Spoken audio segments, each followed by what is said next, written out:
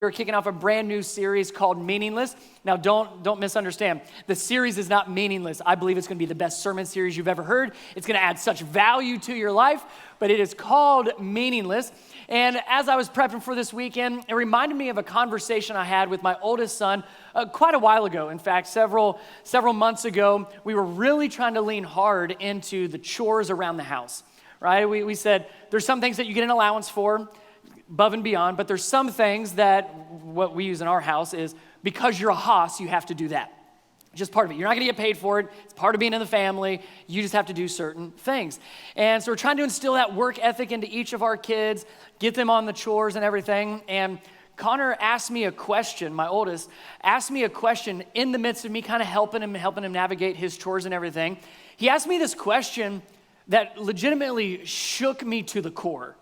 So I'm like, I'm pretty good at answering questions, right? I mean, whether it's from my kids or from any of you. I mean, I've answered questions all about theology, spirituality. My kids have asked me, well, how is like God three but only one? Like, I can answer that question. I feel great about answering that question, and baptisms and all these different things. This question, however, when my 6-year-old asked me, I said, like in my head, I'm freaking out because I'm like, I don't have a great answer for him. So here we are, working on one of his chores. He looks up to me, just as innocent as can be, and says, Dad, why do I have to make my bed? And I freaked out.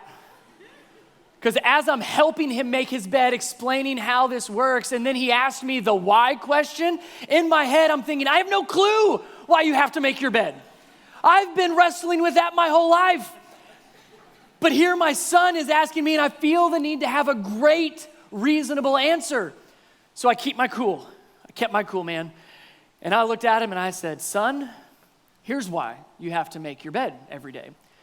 Because as you know, some people, they come over to our house. We have people at our house, and it's important that people don't see our messes. So we have to clean up our rooms, and we make our bed so our house looks nice when people come over. And he was processing that as we're finishing making the bed. He's processing it, and he looks up a little confused and says, but Dad, you and Mom are the only ones that ever come in my room. I said, that's a great point there, Connor. So then I'm starting to think through. I was like, I need a better answer. I said, okay, how about this one? You know, we all have different jobs in the house, and some of them we just all decide to do together. So even like me and your mom, like we have to make our beds, so therefore you and all the other kids, you guys have to make your beds too. It's kind of a family thing. And he didn't even pause on this one. He didn't skip a beat. He looked straight up at me and said, but Dad, you don't always make your bed? And I'm like, okay, enough's enough. No more questions, no more conversation. Make your bed because it makes your mom happy. And end of story. Just don't tell her I said that. Good guy talk. All right, and I was sweating bullets during that whole conversation.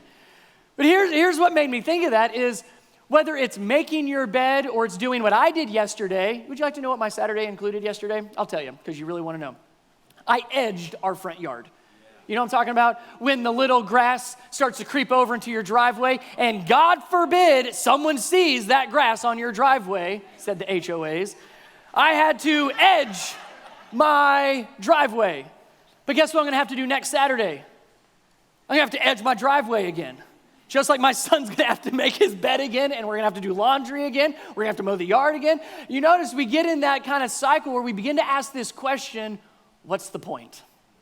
What's the point? Dad, what's really the point of making my bed? I'm gonna sleep in it again tonight. What's the point of so many of these aspects of our life? Because they don't feel very meaningful, do they? In fact, they feel very meaningless. Like, what's the point? I think a lot of us desire to have meaning in our lives, for our life to be full of meaning, purpose, and intentionality. Yet we find ourselves in this place where we say, well, what's the point? Is anything really good coming of this? Is this really making a difference? Does it really mean anything? That's what meaningful means. Does this have any purpose, is what we're really asking. That's the question I want us to ask this entire month going through this series. What's the point? What's the point? And instead of just throwing our hands up and saying there is no point, I want us to discover what the point is. How to turn something that may seem meaningless, turn it into something very meaningful. King Solomon was asking that exact same question. What's the point? What's the point? King Solomon, if you don't know him, he's the son of King David, David and Goliath David. He's now king over an entire nation, has more money than he knows what to do with. In fact, was given more wisdom than anyone else. Really cool story you read about in the Old Testament. God comes to Solomon and says, I'll give you whatever you want. I will grant you one request. And Solomon thinks about it, ponders it, and comes back and says, God, I would like wisdom, more wisdom than anyone else. God was pleased with his response, with his request, so God gave him just that. More wisdom than anyone else. So here, the most powerful man, more money you know what to do with, more wisdom than anyone who ever was or ever would be, other than Jesus. Here he was asking that question. What's the point? It seems like all I'm doing is just meaningless. What's the point? We desire meaning, yet we find ourselves in just the ongoing meaninglessness of life. So if you've got your Bibles, we're going to be studying through Ecclesiastes, which is what King Solomon wrote. What we think he had done is towards the end of his life, most likely that's when he wrote Ecclesiastes, and it was kind of this look back on his life and his king and said, here's what I've observed, here's what I've learned, here's what I've discovered, and that's really where we want to hone in. What you learned, but more so what you discovered through this life, and obviously the lens of all of his wisdom. And you're going to notice something today and as we go through this month. You're going to notice two perspectives that Solomon brings to light. The perspective on one side of everything that's temporary, everything that's worldly, everything that we make ourselves busy with. And then he contrasts it with the things of God, the things of eternity, things that matter, things that are meaningful and purposeful. And he kind of gives this back and forth, and you feel the tension even, of is this something of this world and temporary? Will it just pass? Or is it something that's going to last because it's of God? So be looking for that tension today and this month. And here's where we'll pick it up. Ecclesiastes chapter 1. If you're still looking for Ecclesiastes, it's right after Proverbs. So go middle of your Bible and go over just a few. Here's what King Solomon begins to write. Chapter 1. The words of the teacher, he calls himself teacher a lot throughout this. The words of the teacher, son of David, king in Jerusalem. Here it is, verse 2. Meaningless, meaningless, says the teacher. Utterly meaningless. Everything is meaningless. This is going to be the best sermon series you've ever heard this month.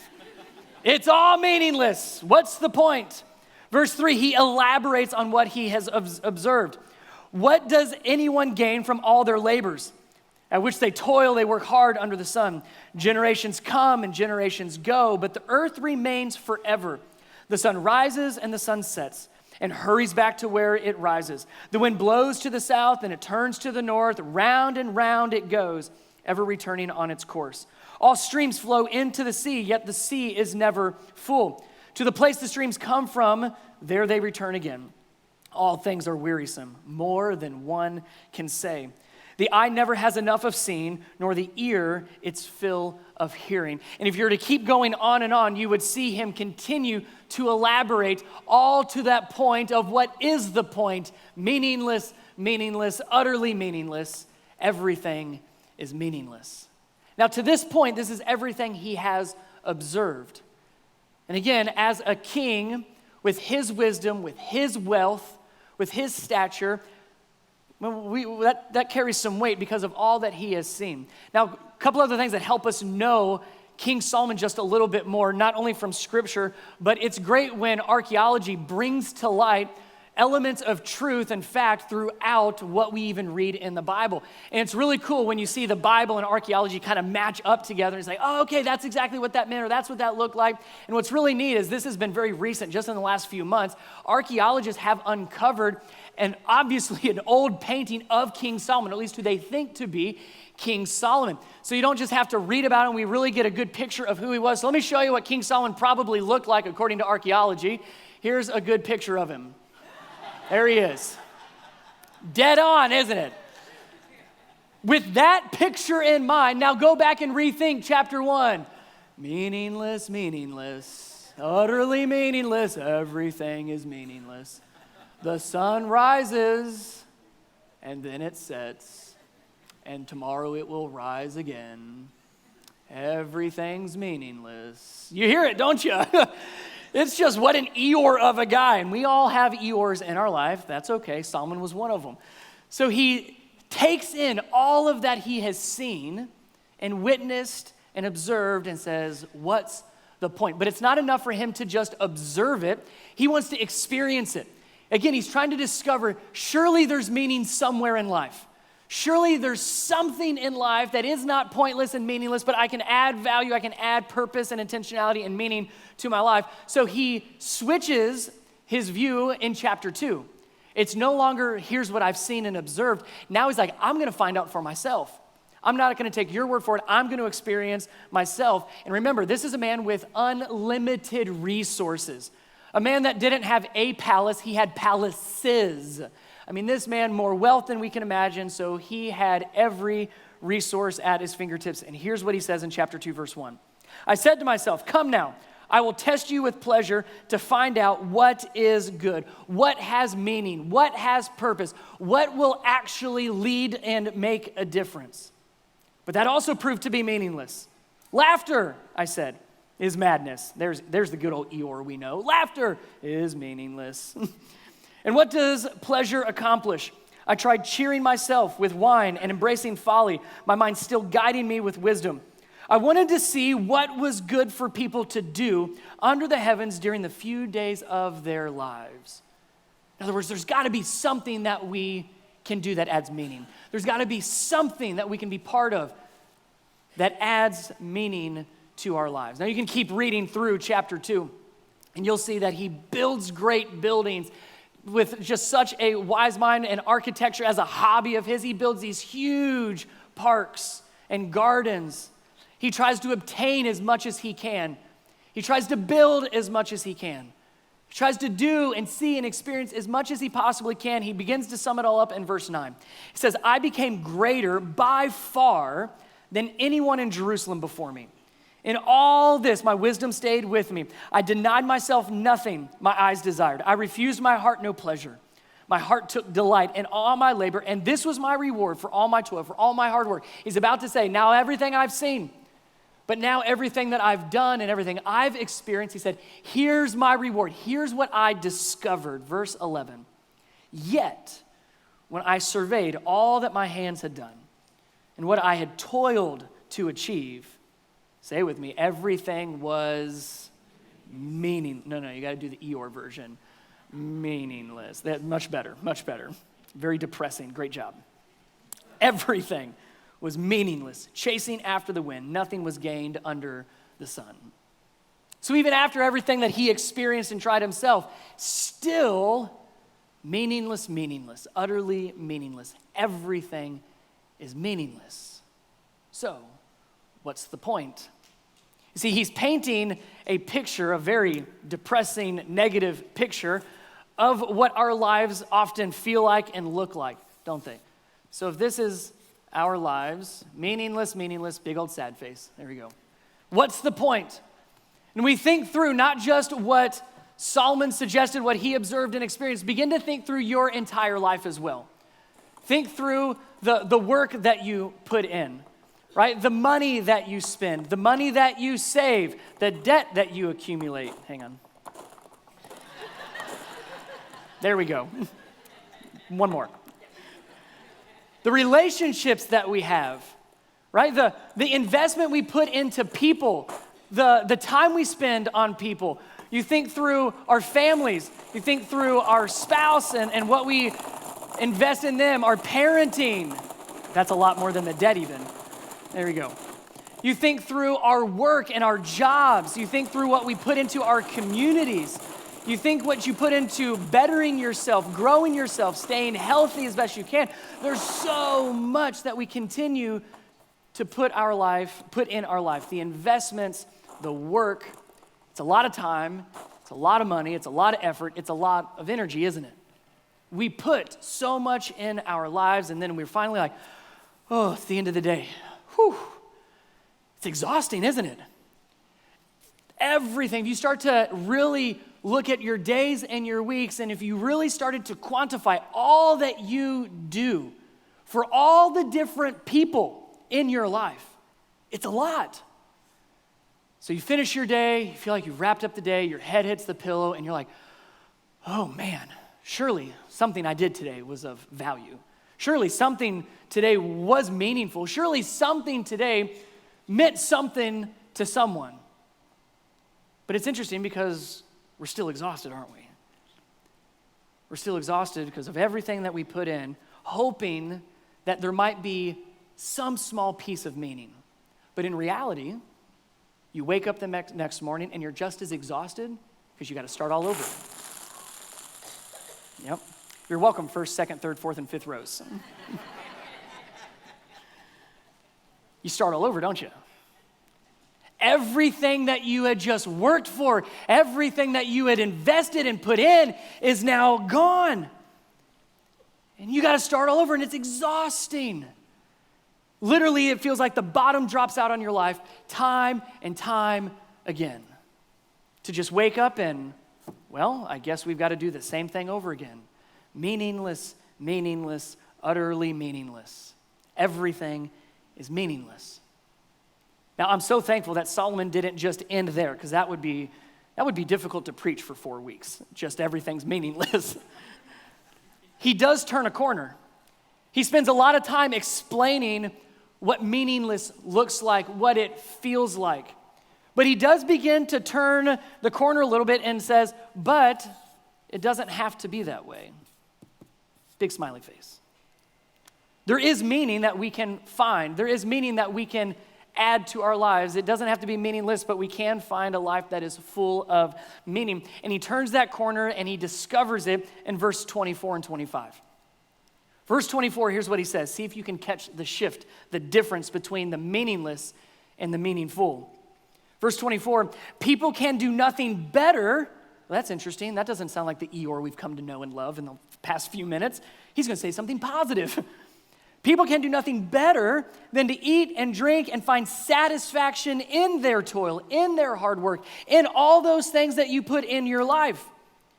He says, this too I see is, now we're used to him saying meaningless at this point, but it changes. This too I see is from the hand of God. Oh, now God's entered the picture. Verse 25 solidifies it for me. For without him, who can eat or find enjoyment? What a great rhetorical question.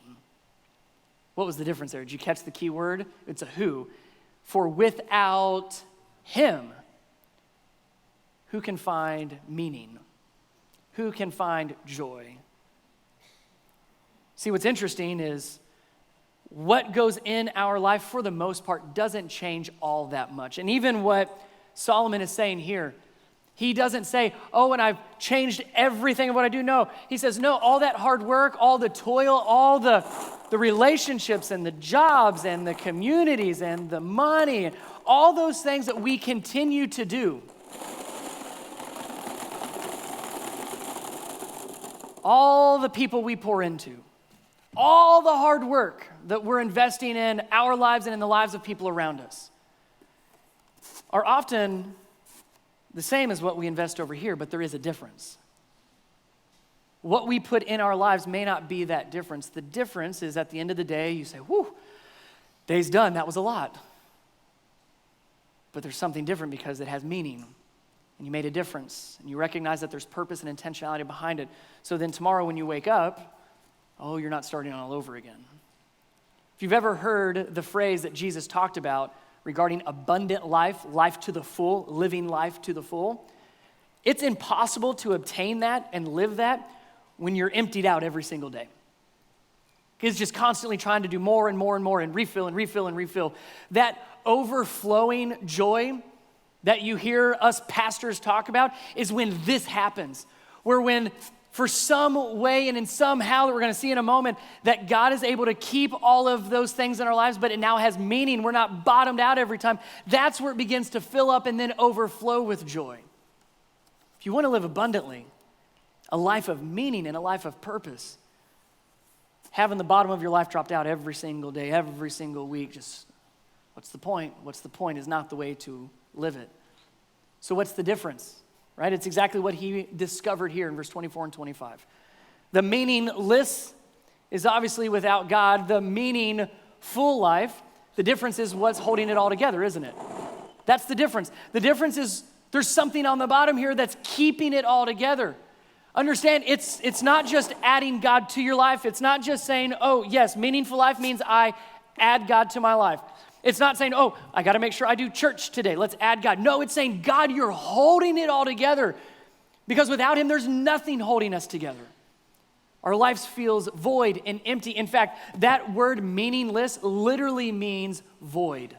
It means vanished, mere breath, if you want to take it literally.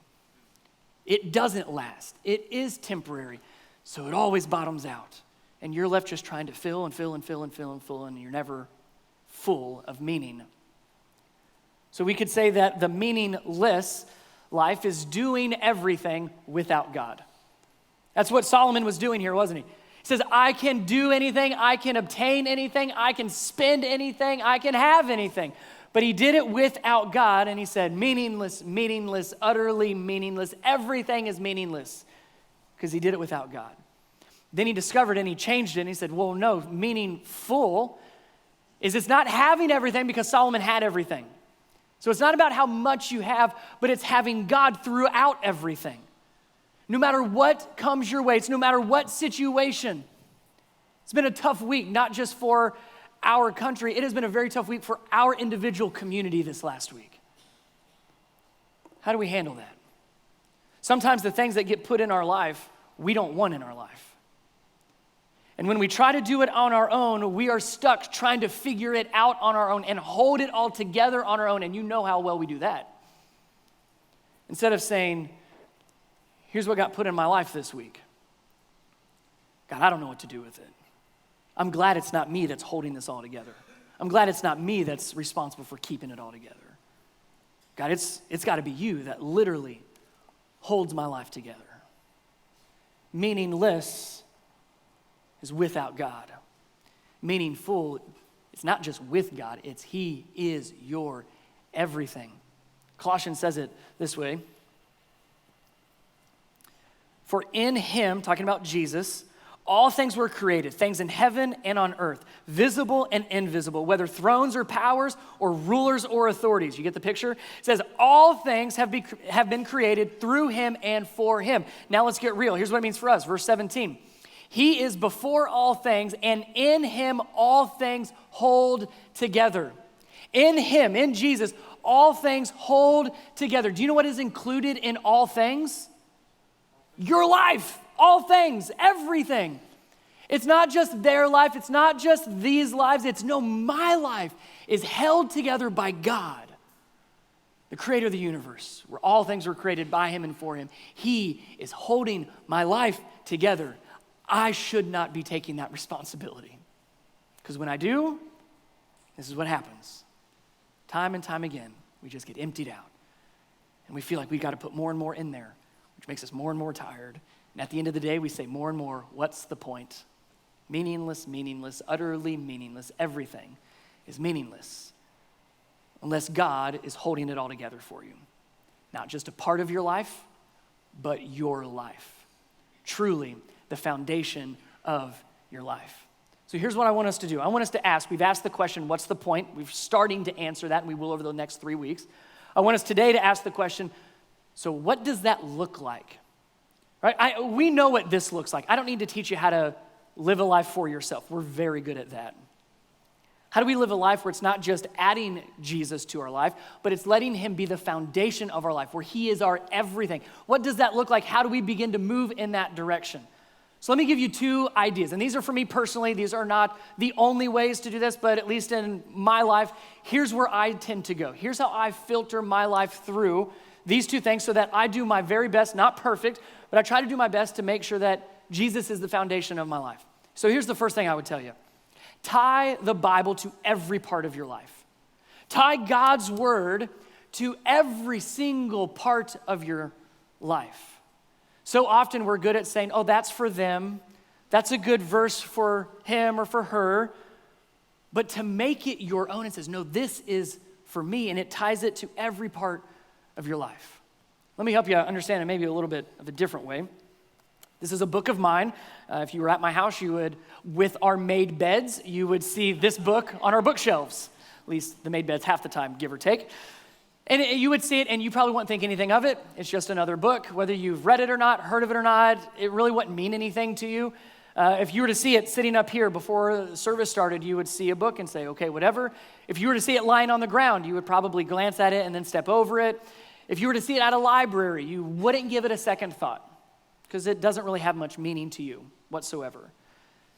But outside of God's word, this is one of the most meaningful things in my life, personally speaking. We all have those things, right? Something that means something to you because of who gave it to you or what it reminds you of, what it represents. And for me, this is one of those most meaningful things in my life. If you were to open it up, you would see on, not the first page, but inside on the cover, you wouldn't see my name. You would see a different name on there. It's the name of Phil, same last name, Phil Haas, with a Wichita, Kansas address and a phone number. See, this was my dad's book when he first started at one of his first churches in Wichita, Kansas, before I was even around.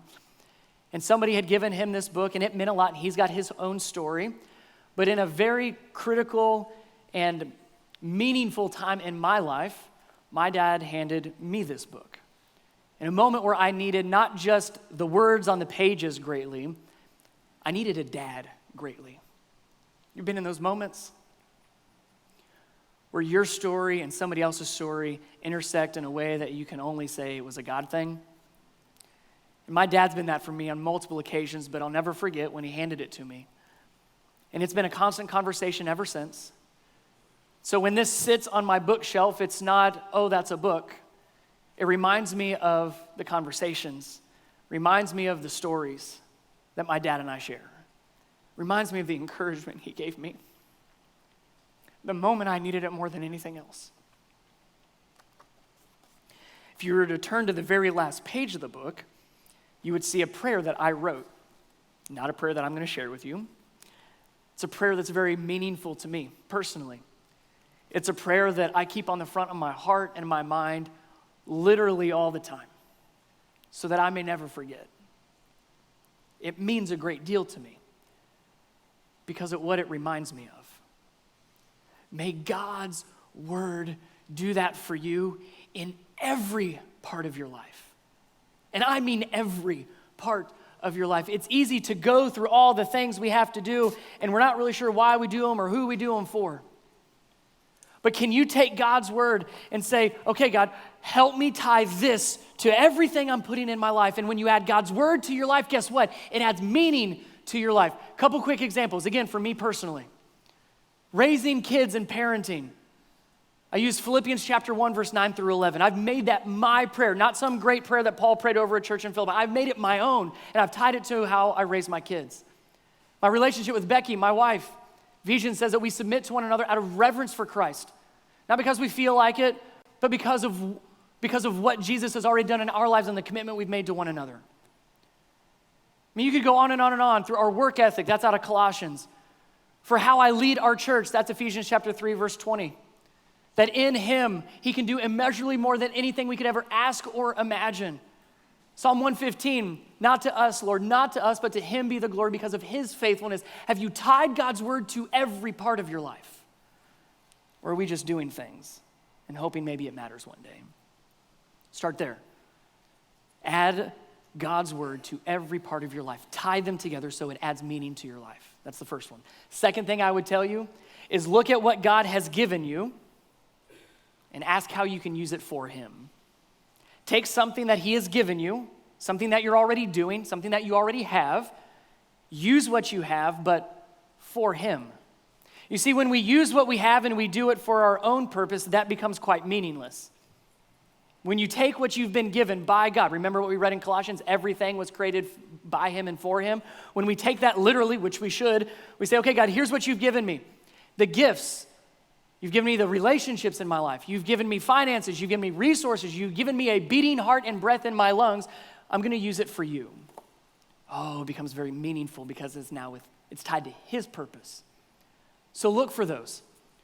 Ask yourself the question, God, what have you given me? How can I use it for you? The relationships, the environments, your work environment, your work situation, your coworkers, the people that you live with, your church family, your forever family through CR. You find a way to take this and you use it for God, and it becomes very meaningful. Last thing I want to leave you with. It's a question that Jesus actually posed. It's kind of a rhetorical question. It's a great question for us to begin to ask ourselves. And here's what he began to ask. He says, so what do you benefit if you gain the whole world but lose your own soul? Is anything worth more than your soul? Man, that's a question we need to ask. What do you gain? What do you benefit if you have everything? If I've got everything, but I don't have him as my foundation, what's the point? And Jesus' point is you lose your soul in the process. So I'm not suggesting that we change and stop all of these things that we do. We have responsibilities, we have a lot to do, right? You don't need one more thing to do. So I'm not suggesting just adding more things to do. I'm suggesting, based on Solomon and what we read in the New Testament, let Jesus be the one that holds your life together. That will bring meaning to what seems like a meaningless life. It gives you purpose, and it's the point, isn't it? That he is your everything. Here's what I'm going to ask you to do. If you'll just close your eyes right where you're at, I want to give you a moment to take advantage of maybe some next steps that need to happen. Or maybe you have just been plowing away, or to use Solomon's word, toiling over and over and over. You've been working so hard. And even right here as we sit, you're thinking, what's the point? You might even be saying, why am I even sitting here? What's the point of a Sunday morning over and over again? What's the point of waking up tomorrow morning? What's the point? Time and time again. What does it look like for you to take that next step where Jesus is holding your life together? Take a moment and make the most of that conversation between you and the Lord.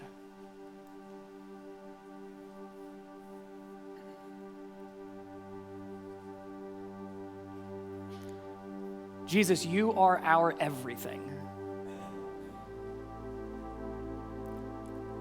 There's so much that we're currently doing, so much that we need to do, so much that we're responsible for doing. And at least for the conversation today, it's really not about prioritizing those things. It's getting to the root of it all and asking the question, are you our everything or not? Are you just another ping pong ball we have to add to our box for the day? Or are you holding everything together? Jesus, may we have you holding our entire lives in your hands. That everything we do is for you. That everything we do is to glorify you. That everything we do, we tie to your word. That you are what brings meaning in our lives. Not anything that we accomplish, not anything that we obtain, not anything that we can ever do on our own. A meaningful life comes from you. And we are meaningful to you because of who we are. Not because of what we've done, do, or ever would do. We cannot earn or deserve your love. We're meaningful to you because we are your kids. So Jesus, may you hold our entire lives in your hand. May we give you our all. Add meaning and purpose to our lives. In the ways that we can never do on our own. May we live for you in everything that we do. In Jesus' name, amen. I want to read one last passage for you as you get ready to head out. To sum it all up, 1 Corinthians 10:31 says this, so whether you eat or drink or whatever you do it all for the glory of God. So whatever you're about to do next, instead of doing it for yourself, do it for God. When you wake up tomorrow and you got a lot to do it for the glory of God. Whatever you do, may it have meaning because God is at the very foundation of it.